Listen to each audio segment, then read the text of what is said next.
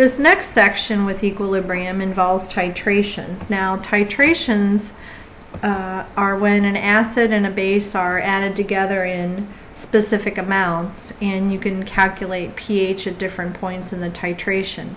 We often use millimoles when we're working with titrations. A millimole is 1/1000th of a mole, and it's basically the molarity times the volume without converting the volume to liters. And you can do calculations with this without having to worry about really tiny numbers. So molarity would be millimoles divided by milliliters, which is basically moles divided by liters.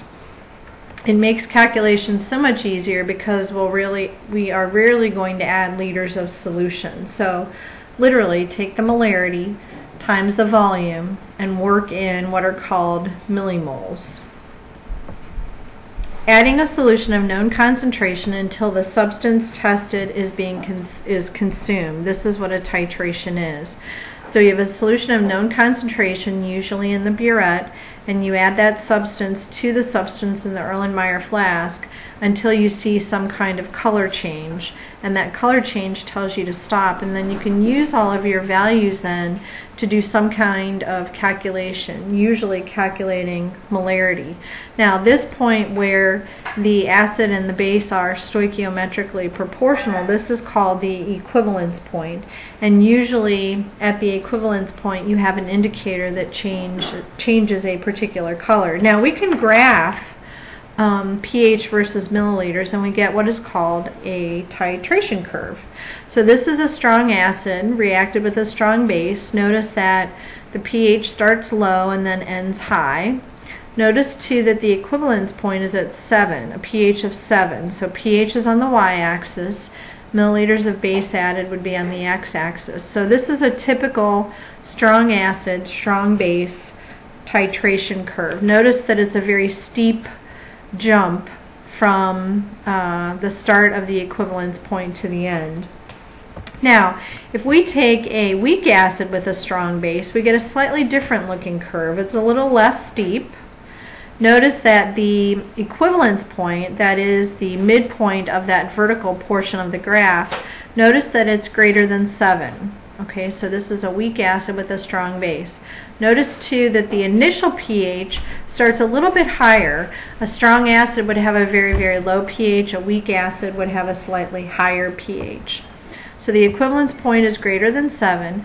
When the acid is neutralized, it actually creates a weak base, and then that weak base then helps to determine the pH at the equivalence point. So the acid and the base, like in the strong acid, strong base titration, they don't completely go to a neutral pH. You end up with a weak base produced, which then helps to determine the pH at the equivalence point.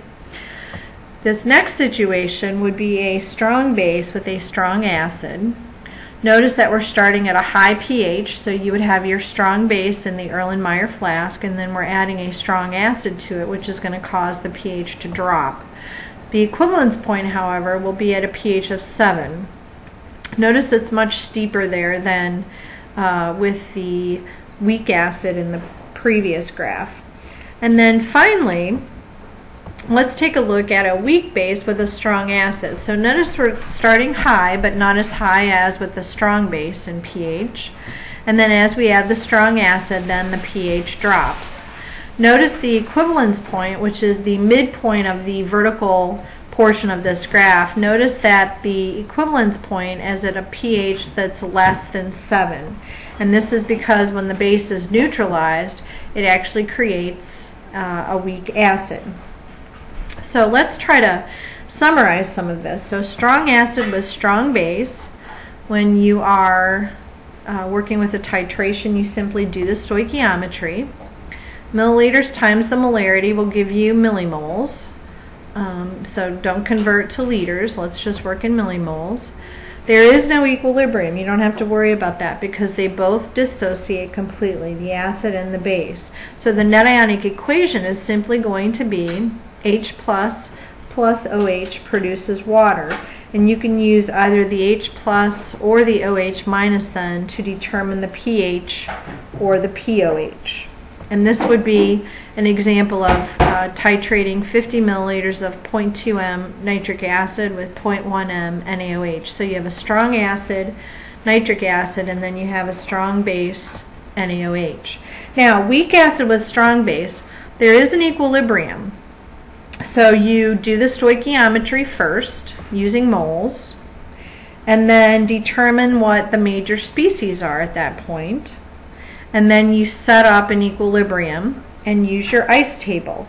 So this would be a situation involving what you see here on the screen, 50 milliliters of 0.1 m HF, hydrofluoric acid is a weak acid, being titrated with 0.10 molar sodium hydroxide. So again, you would do the stoichiometry, use moles, determine the major species, and then whatever's present, do an equilibrium ice table to determine the pH.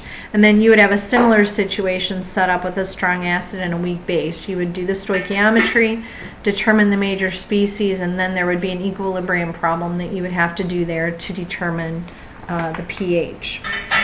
So, in summary, strong acid and base, just do the stoichiometry with a titration. Weak acid, with no base in there, you can simply use the Ka to get the pH. Weak acid before the equivalence point, stoichiometry first, and then you can actually use Henderson-Hasselbalch because you have the A- and you have the HA. Weak acid at the equivalence point, you just have the conjugate base present. So you use the Kb to calculate concentration and then pH.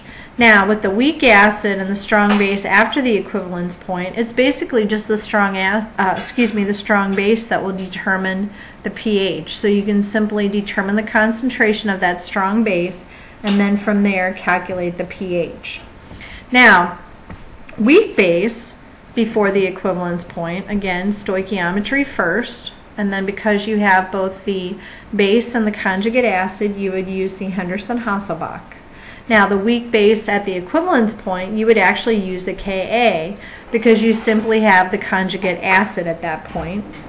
And then the weak base after the equivalence point, whatever strong acid is present, that strong acid is so strong that it will determine the pH after the equivalence point. Now, we talked about indicators. Indicators are used to tell you that you've reached the equivalence point. And so you typically want to pick an indicator that changes color right about at your equivalence point. So by definition, an indicator is a weak acid that changes colors when it becomes a base. And we can kind of write like a generic equilibrium equation. HIN is the indicator, and then it dissociates to form H plus and then IN minus. One side of this equilibrium is usually one color, the other side is usually another color, and when you add acid and base to this, you are literally shifting through Le Chatelier's principle, you're shifting this equilibrium and causing a color change to occur. So the equilibrium here is totally controlled by pH, and when the indicator changes colors, we call that the end point. You try to match the equivalence point, which is the point at which the acid and the base are stoichiometrically proportional, and the end point. So that is using an indicator table, and there is one in your textbook. You want to choose the indicator whose color change range includes the equivalence point pH. So you want that equivalence